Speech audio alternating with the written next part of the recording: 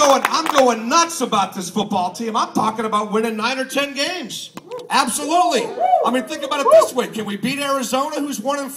Yeah. Okay. Can we beat Oregon State? Yeah. Can we beat Wazoo? Yeah. Can we beat Colorado tomorrow? Yeah. Can we go to USC, who I didn't think was that great last night, and beat them like we did a year ago? Yeah. Can we get a win in a bowl game? Yeah. That's 10 wins. Right there. And who would have thought? And that's not even before we kicked the shit out of Oregon when they come. That's not even including that game, for crying out loud. And to think that just 3 years ago we were 0-12. Do you know what 0-12 feels like? Do you have any idea? Yeah, I know. Do you have any idea what it feels like to do a post-game show when you're 0-12 and nobody cares? Okay, the first 6 or 7 games of the year, every call we took on that show with me, Dick Barrett, and Hugh Millen was fire Tyrone Willingham. Every single call. Fire Tyrone. Fire Tyrone. We heard it in 5 different languages. Fire Tyrone. The guy from New Delhi. How do you say Fire Tyrone? Fire Tyrone. Fire Tyrone. Okay? And then he gets fired. He gets fired after the Oregon State game, and we can't get a freaking call. Because there's nothing left to talk about. We're doing the post-game show from USC. We got beat 56-0 in that game. You guys remember that game in 08? We can't get a damn call because nobody cares. So I think, look, Arizona did the right thing. They fired Mike Stoops, and they got rid of his ass. They just got, look, how many people here own businesses, own companies, corporations? You fire somebody, you fire him, right? You don't say, hey, you're fired, but hang around for 3 or 4 weeks. That's not how it doesn't work like that. They should have gotten rid of Willingham. They should have kicked his ass out the door, fired him, and said, that's it, that's all. Let Chris Tormey, let Randy Hart coach a couple of games. And I'll tell you what, they may not have been that much better, but 1-11 ain't 0-12. All right? 2-10 ain't 0-12. That would have looked a lot better. But I'll tell you what, man, we have come so far from those days in so quick a time. It's insane. To be sitting here in the middle of year 3, and for us to even be kidding or just joking about winning 9 or 10 games is ridiculous. This guy, Steve Sarkisian, the job that he's done in just 2.5 years, never would have thought it could turn around this quickly. From 0-12 to 5-7 to 7-6, about to be 5-1 tomorrow. Going to be a couple of games over 500. They win tomorrow, and just 2.5 years in, this team's going to be in the top 25 on Sunday morning. Huh? Yeah. Unreal. Absolutely unreal. And they're doing it. They're doing it with guys, I'm telling you, this Keith Price kid. Huh? How about this guy? Yeah. I mean, I tell you what, I remember reading an article, I think it was in the Long Beach Press-Telegram back in August, where they ranked all the Pac-12 quarterbacks. Keith Price was the worst quarterback in the conference on paper. Now look, I mean, maybe he didn't, maybe he deserved it, maybe he didn't. Hadn't proven anything. Nobody knew a damn thing about who he was. They all knew Jake Locker. By the way, where's the guy from Ferndale? Where's Jake from Ferndale? Where's he at? Is everybody from Ferndale named Jake? Huh? You sure about that? This guy, 17 touchdowns so far in 5 games. Phil Steele came out with his All Pac-12 midseason team today. He's got him as a 3rd-team All Pac-12 quarterback behind Andrew Luck and Matt Barkley. How about that? And we got this guy for 2.5 more years. All right? I mean, I don't know about you. And look, you know, we can all get nuts. We can start dreaming big. But I'm telling you what, it's been a long time since we could talk about a Heisman Trophy for a quarterback. If this is what this guy's doing right now, if this is what Keith Price is going to do in, what, his 7th start overall at UW, where's this guy going to be when he's a senior? Where's this guy going to be in November of 2013? December in the bowl game in 2013. They built this offensive line the way they want to build it. And I'll tell you what, you know where Steve Sarkisian was last Saturday night during the bye?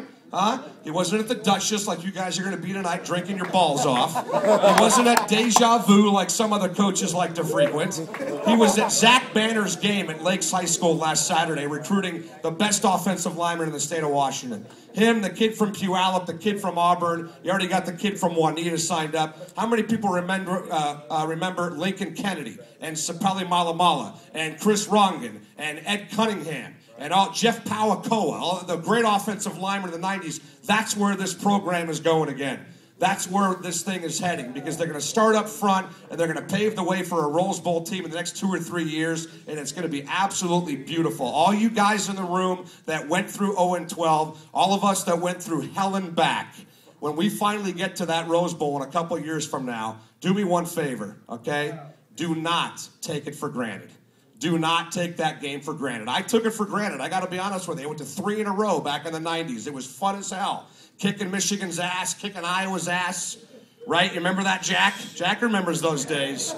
Those were some fun days. And when we get back, do not take those days for granted. This year, you got some unbelievable talent along with Keith Price.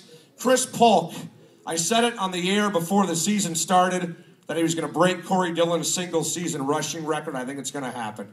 And not only that, but I also think that Chris Polk is going to break Napoleon Kaufman's career rushing record at UW. If he averages 118 yards a game in the final 8 games of the year, plus the Rose Bowl, he's going to be the single-season rushing leader and the career rushing leader at Washington. That's how good this guy is.